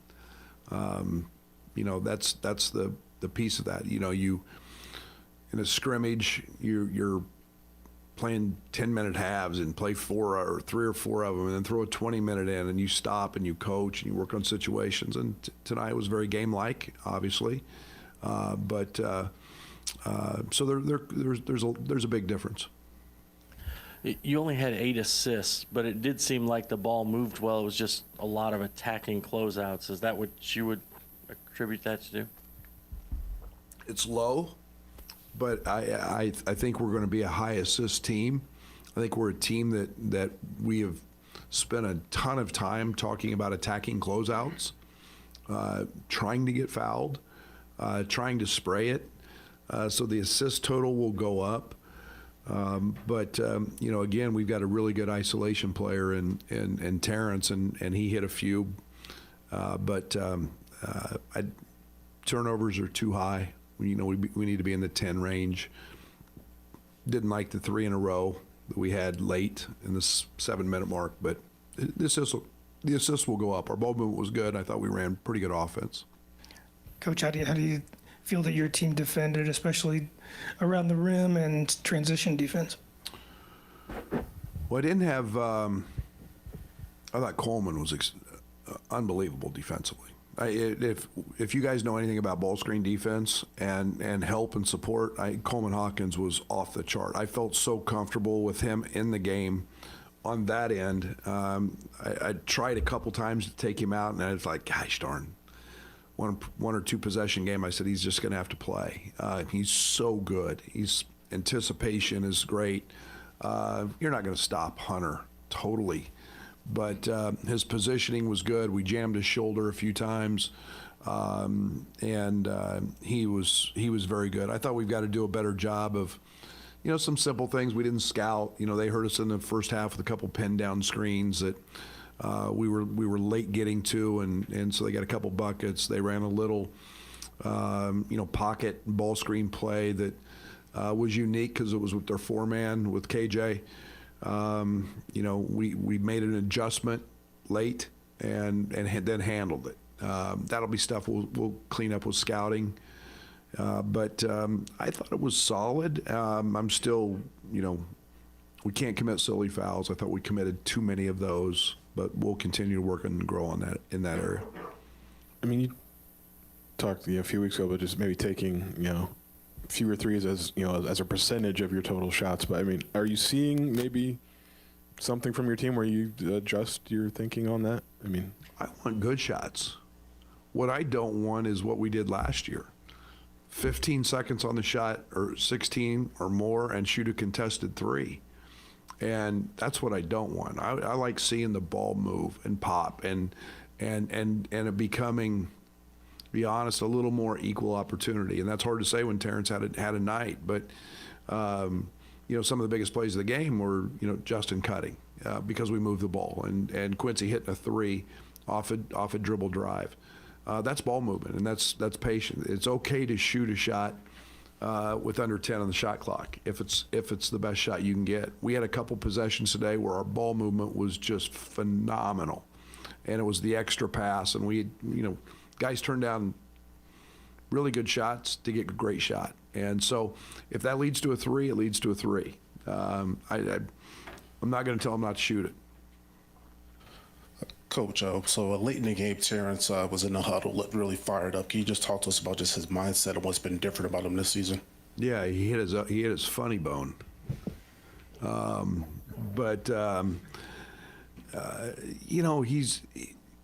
It's so hard to come in here year one and lead, no matter how old you are, and then you put him in the role of, okay, you're one of our dudes, and you got a bunch of young guys around you who don't know, and he's just so much more comfortable with his role as a leader, as an established guy. A year ago at this time, he didn't know he was going to be first team All-League.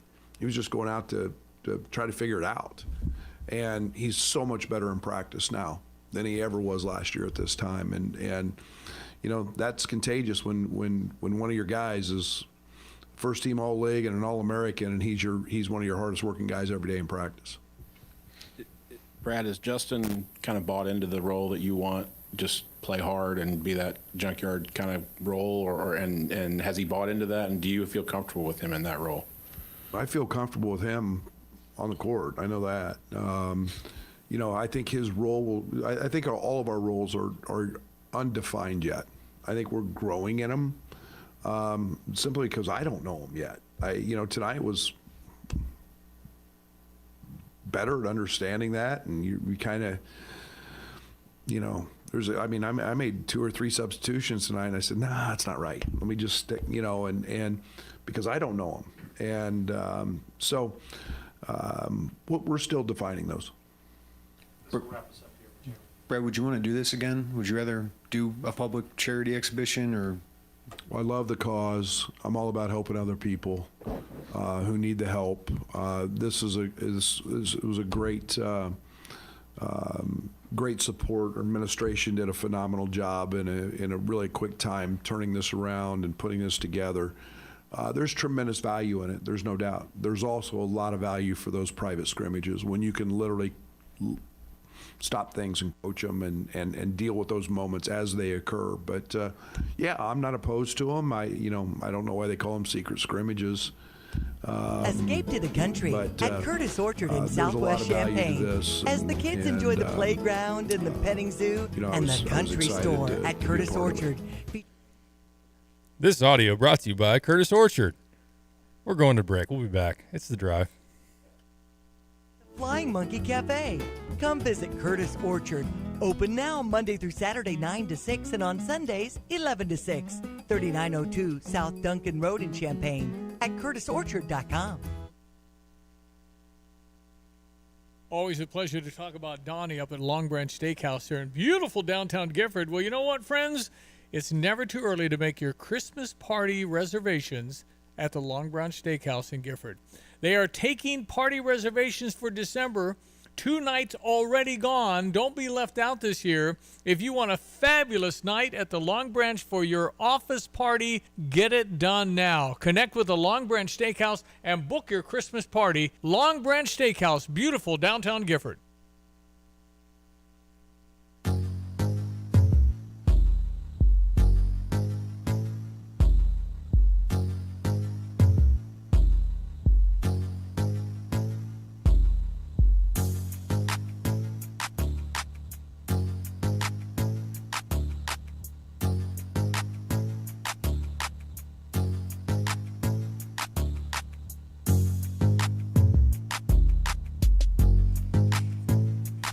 Back on The Drive with Sam Piper, ESPN Radio 93.5.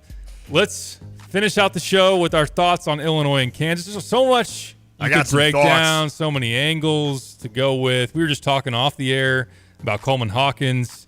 He's so key to this team. He was key to last year's team. I think it's kind of funny that and I don't blame it for the way it's played out, but you heard a lot in the offseason, especially I think when you were recruiting Ray J. Dennis and trying to go get a point guard in the portal, and even so afterwards, hey, we're not going to run as much offense through Coleman. He's not going to be burdening the playmaking role as much as he was last year. I will say kind of the forefront of it is I think that was wrong. I think he is. I think there's so much going through him on every possession. I think that Illinois right now is best playing through him in the high post, the top of the key, especially against 5 men. I mean, he essentially I wouldn't say he neutralized Hunter Dickinson, but with what Coleman did with his 3-point shooting, did a pretty damn good job. And then spacing the floor, and Yeah. then obviously not getting killed by Hunter at the other end. I mean, Hunter's day looked pretty solid He had in the box 22 score. and 9, right? But it took him 20 shots to get. It was a fake 22. I don't think he was very good for the most part. I will say it seemed like it didn't until late in the game. Kansas was like, oh, yeah, if we get Hunter a post touch within 3 feet, he's probably going to score it. Hunter, for whatever reason, came out early in that game and was shooting little like runner touch shots from the free throw line, which weren't working. Then he banks in an Eric Gordon 3 with about 10 minutes left in the first half because he looked like he was unraveling a little bit. But I guess the short of it is Coleman is going to serve a big playmaking role. And if he shoots the 3 at a decent rate, is he going to make 4 threes most games like he did yesterday? Probably not. If he does, obviously he's going to be a first-round draft pick. But I think that he's so crucial, and him and Terrence in tandem yesterday were the reason you won the game. Oh, I'm with you, and I think he's underrated defensively. I don't think the average fan understands that how he can what he can bring to the table defensively, guarding a 5 especially, and then if you need to, a 4, etc. I think he's a pretty good passer. He does always seemingly have that one pass a game where you're like, I don't think he had it last night, but sometimes you're like, what were you doing? And sometimes his shots are certainly, I've always said, like, the layman fan will judge a player on offense because they don't really understand how good they are defensively or the intangibles they bring to a game, but I can tell you if somebody went 1 for 8. Yes. I can tell you didn't have a very good game. Now, he may have had 7 rebounds, 4 assists, made, 2 critical defensive stops down the stretch to where a coach would say, he's my player of the game. I don't care about that he went 1 for 8. So that's where, the fan in us goes, well, no, how can he be he only scored 3 points. I think Coleman is one of those that he's an easy target. And unfortunately, because he's been around, we've seen his warts for 4 years. And I think he's one of those easy guys to just kind of badmouth when in reality, Bill Self said after the game, now this is arguably the best coach in the country saying that was the hardest mismatch of the game is trying to figure out what we're going to do with Coleman. So because of that, now if you think about it, that's taken a lot of time out of Kansas's plate at practice and such. Now, granted, this is an exhibition game, so I'm sure they weren't putting in the same type of, whatever it takes leading up to a regular season game or even a tournament game.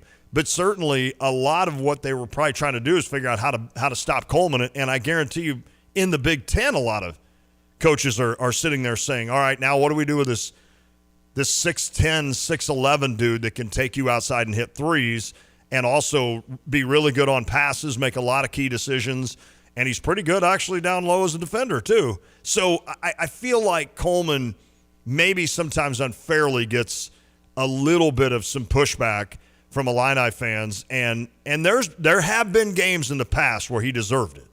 But I don't think we realize how important he is to this team. No, I think that's well said for sure because there usually is a lightning rod for criticism. I think especially on the note when you're talking about just kind of box score watching offensively and kind of judging the player by that. I thought of DeMonte Williams a lot of times where people were like, oh, how could DeMonte be out there and play? Now, that when he went, amazingly like 10 Big Ten games in a row without scoring, then I understand why you might say something like that. But obviously Coleman is a more accomplished offensive player than DeMonte was, but there's times where he takes questionable shots. Like when you're getting annoyed with the step back threes last year, Coleman was a culprit of that, and he's had some passes to the other team and being a little bit too loosey-goosey with the ball. But I think that so far he had maybe one drive and step back shot yesterday I think for the most part, the catch and shoot stuff is really good. I agree. He hit the step back top smooth. of the key, by the way. He did hit. I mean, late bailed out of big time. I want to talk about that. Mm-hmm. That where the offensive possession breaks down. Coleman has the ball, realizes there's nothing else really going, and he just step back threes in front of Hunter Dickinson's face, and he really needed that.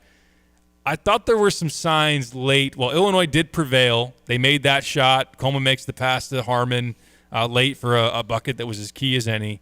But there were some signs. It was like, this is going to be interesting late in games. That's a good point. Closing without a point guard. Because especially when the biggest weakness we perceive outside shooting was your strength last night in those times. Yeah.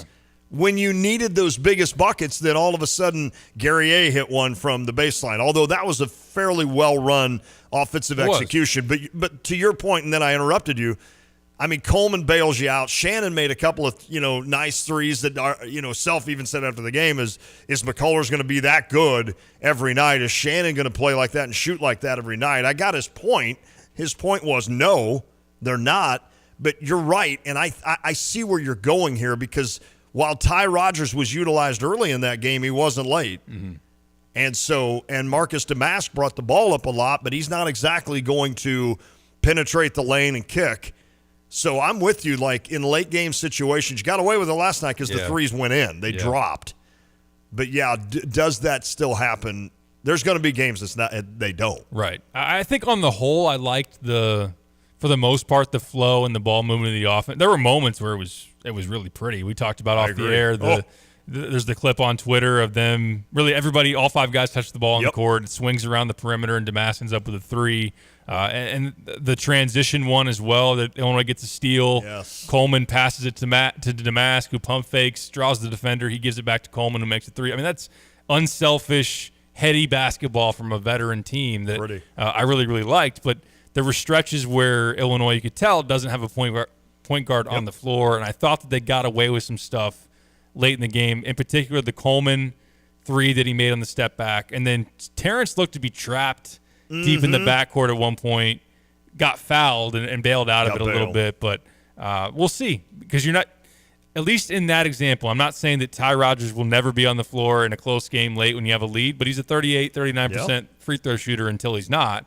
So Brad made the choice last night not to play Ty late.